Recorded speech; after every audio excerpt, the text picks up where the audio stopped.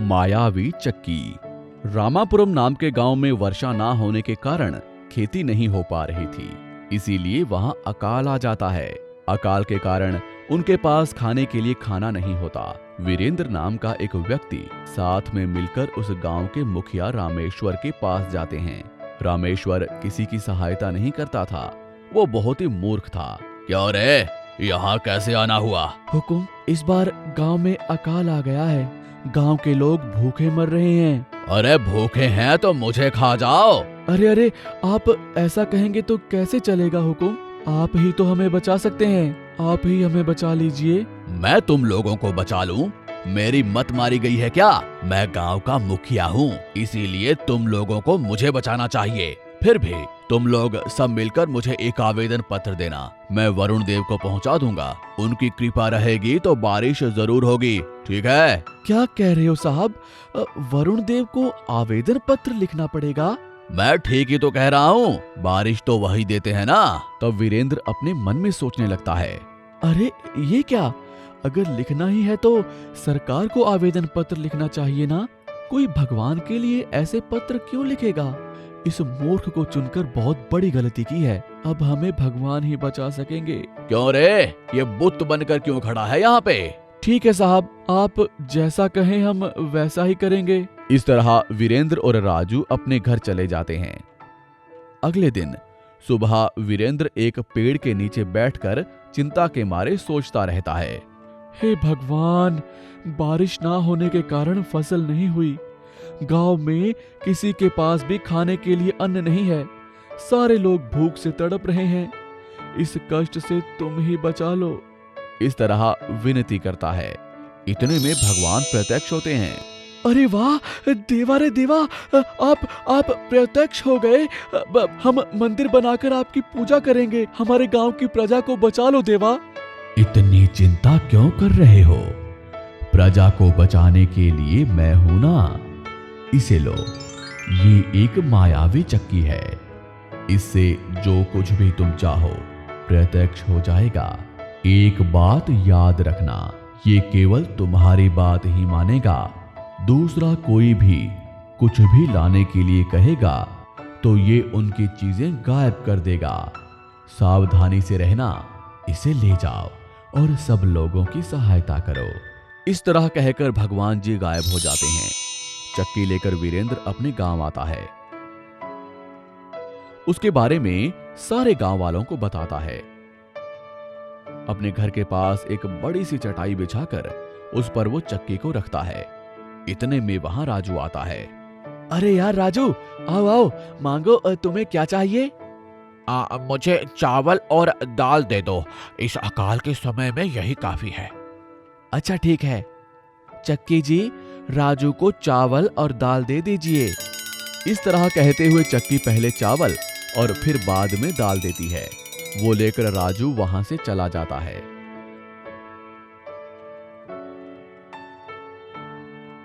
बाद में वहां आलसी छोटू आता है।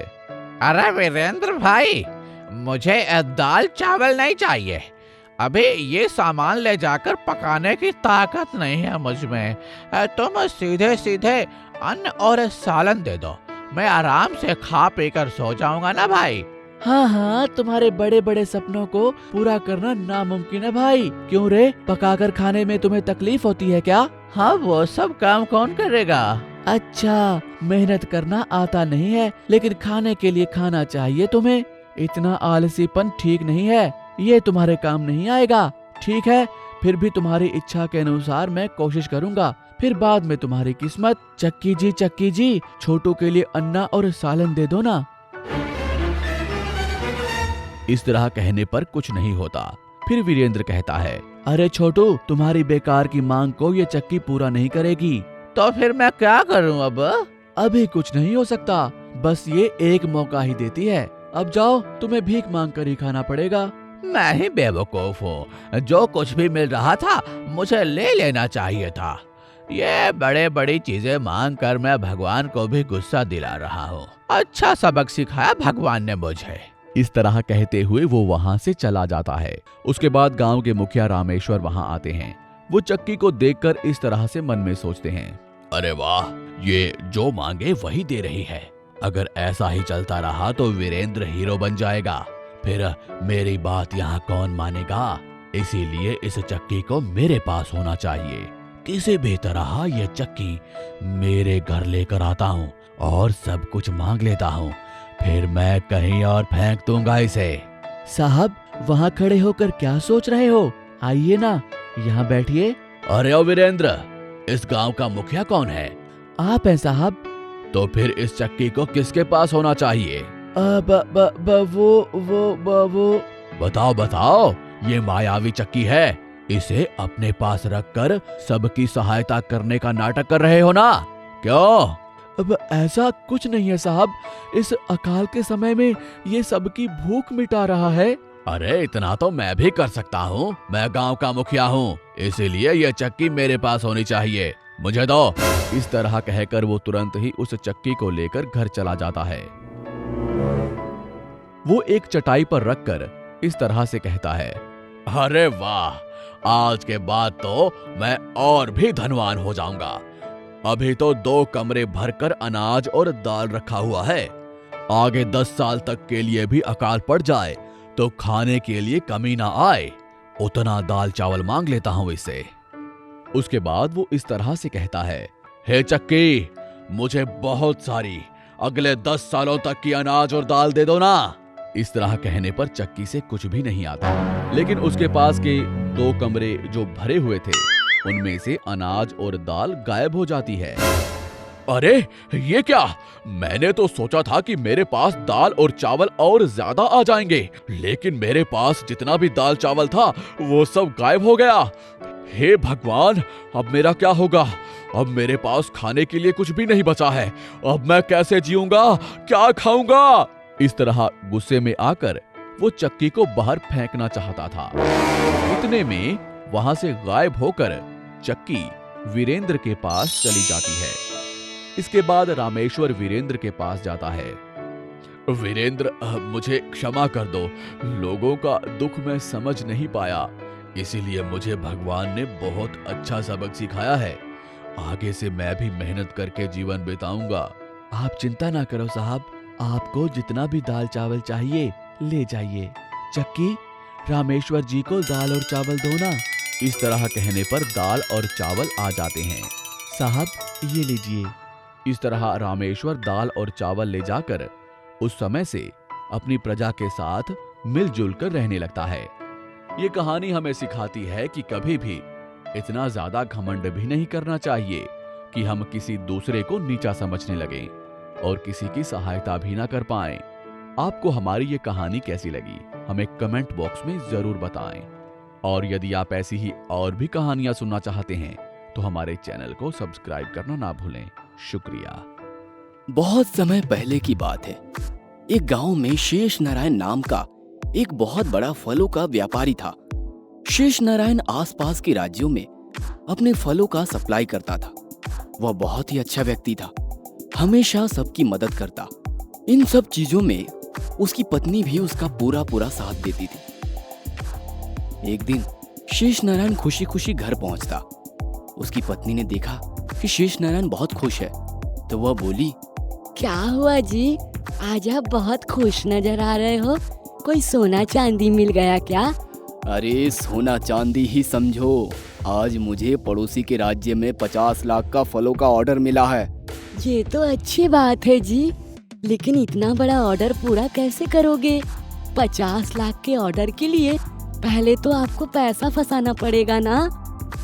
हाँ, मैं भी वही सोच रहा था कि क्या करना है। ठीक है, चलो देखते हैं। तो उसकी पत्नी बोली, सुनो जी, मेरे सारे गहने और घर को गिरवी रख देते हैं, फिर अपना ऑर्डर पूरा करके बाकी सब कुछ छुड़ा लेंगे। हाँ, मैं भी वही सोच रहा था। अगले दिन शेष नारायण अपनी पत्नी के गहने और घर गिरवी रख के पैसे ले आता है और सभी पैसों का फल खरीद कर गोडाउन में रख देता है। चलो, सारे फल तो आ गए, कल सप्लाई करवाता हूँ। और गोडाउन बंद करके शेष नारायण अपने घर आ जाता है।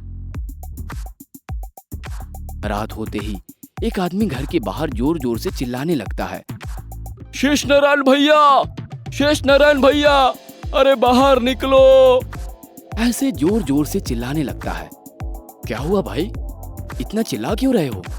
भैया, आपके गोडाउन में आग लग गया है। क्या? और सभी के सभी दौड़ते दौड़ते गोडाउन के पास पहुंचते हैं तो देखते हैं कि गोडाउन धू धू करके जल रहा होता है। अरे ये क्या हो गया, हम तो बर्बाद हो गए, हमारे पास कुछ नहीं रहा, हमने अपना एक एक पाई इसके ऊपर लगा दिया, अब हम क्या करेंगे? ऐसे कहकर दोनों पति पत्नी जोर जोर से रोने लगे।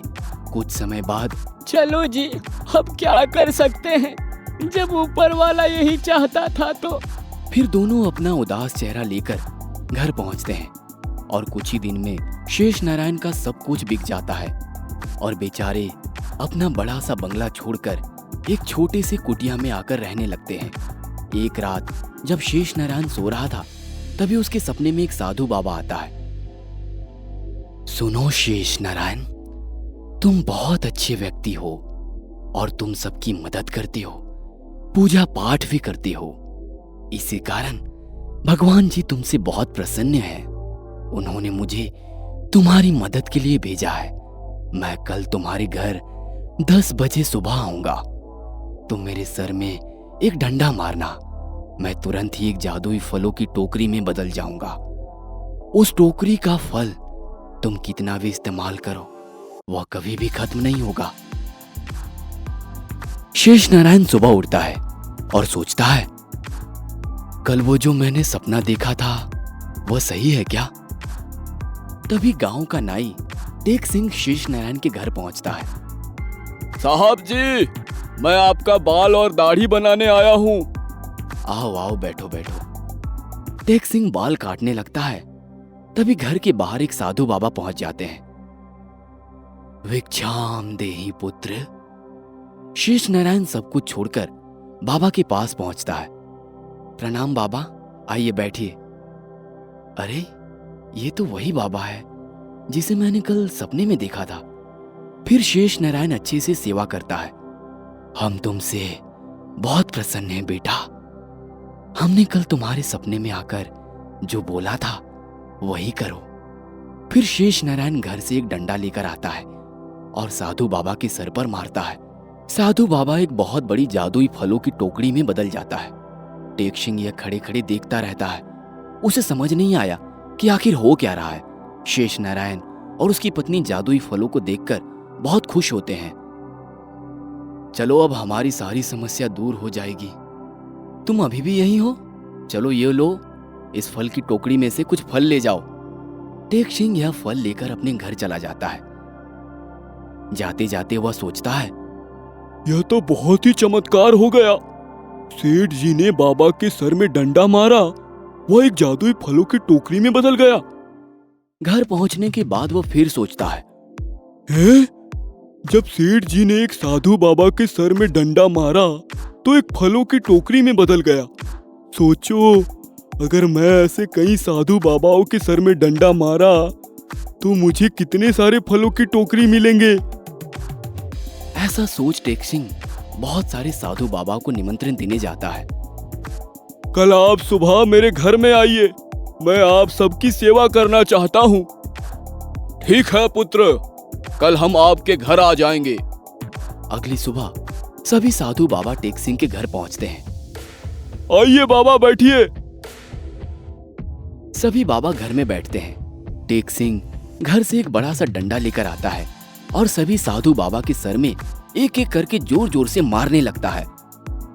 अरे ये क्या कर रहे हो?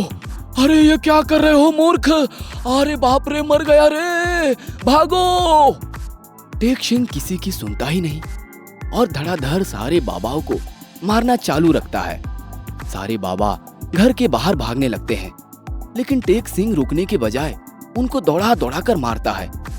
ये फलों की टोकरी क्यों नहीं बन रहे हैं? सभी साधु बाबा दौड़ते दौड़ते शेष नारायण के घर के पास पहुंचते हैं। शेष नारायण वहीं पर टहल रहा होता है। बचाओ बचाओ, कोई तो बचाओ। तभी शेष नारायण टेक सिंह को रोकता है। अरे तुम क्या कर रहे हो? साधु बाबाओं को क्यों मार रहे हो? साहब जी, कल आपने एक साधु बाबा के सर में मारा ना, तो वह फल की टोकरी में बदल गया। इसी कारण मैं भी साधु बाबाओं को मार रहा हूँ, ताकि मुझे भी फलों की टोकरी मिल जाए। अरे वह साधु बाबा मुझे खुद ही बोले थे उनके सिर में मारने के लिए। मैंने ऐसे ही थोड़ी ना मारा था। तुमने जबरदस्ती बेचारे साधु बाबाओं को मार रहे हो। तुम पूरी बात को बिन सुने समझे इन सारे बाबाओं को मारे। मूर्ख, तूने हम सब योगियों को मारा है। हम तुमको श्राप देते हैं कि तुम अगले 3 सालों तक गधे बनकर रहोगे और गांव के सबकी लात खाओगे। जाओ। और श्राप से टेक सिंह गधा बन जाता है और गांव में घूमने लगता है। तो दोस्तों, इस कहानी से हमने क्या सीखा? अगर किसी चीज की हमें पूरी जानकारी ना हो तो हमें वह काम नहीं करना चाहिए, वरना टेक सिंह जैसी हमारी हालत हो जाएगी। आपको हमारी ये कहानी कैसी लगी, हमें कमेंट बॉक्स में जरूर बताएं। और यदि आप ऐसी ही और भी कहानियां सुनना चाहते हैं तो हमारे चैनल को सब्सक्राइब करना ना भूलें। शुक्रिया।